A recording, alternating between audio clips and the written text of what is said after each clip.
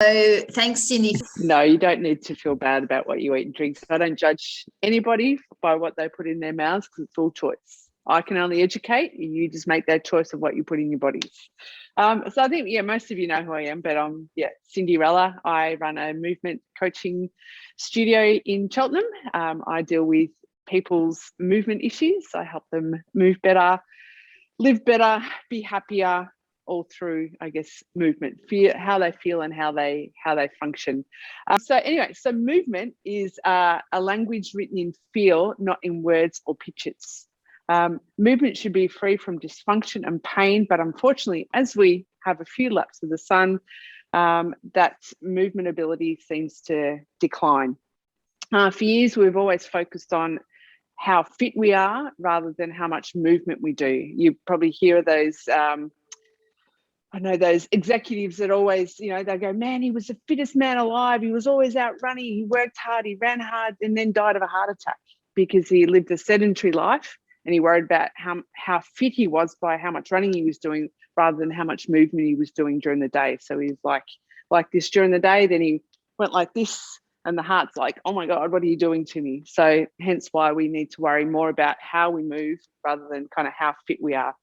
With movement, there's kind of 4 layers. There's health, function, fitness, and performance. So obviously health and function are at the top and the fitness and performance are at the bottom. So these two don't really come into play unless the top 2 are kind of working. Everyone worries about their fitness and performance rather than their health and their function.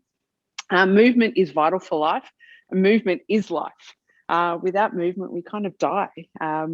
Movement is for mental health, which today is actually World Mental Health Day, I believe.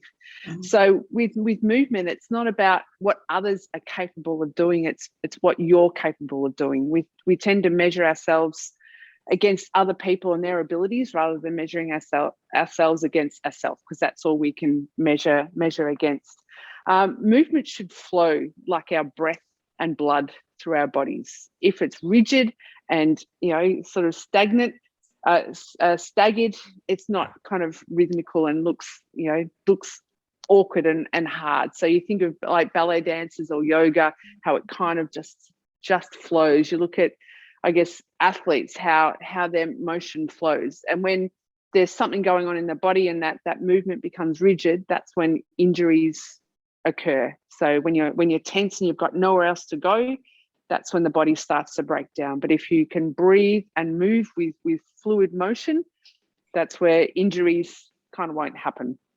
Movement should have an element of fun. We call them workouts, I like to call it a play out, because we work all day and then you go to the gym and you got to work again. So it's like, so think of movement as a bit of play. So I haven't